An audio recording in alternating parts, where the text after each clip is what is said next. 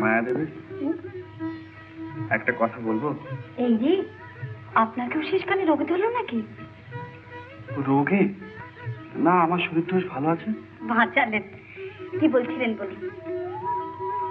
বলছিলাম, আপনি খুব রাগ করেছেন কেন? মানে আমার এই স্যুট পরার জন্য। আমি বুঝি শুধু রাগই করি? তাহলে খুব খুশি হয়েছেন না? জানি না। আচ্ছা অভয় বাবু, আগে বলুন তো, এক্ষুনি পাখিটা কি বলল? পাখিটা কি বললো? কিন্তু ব্ল্যাকি সেলফ কালচারে পাখির মনের কথা তো কিছু লেখা নেই। সব কথা বইয়ে লেখা থাকে না। মনের কথা জানতে হলে মনের কথা জানাতে হয়।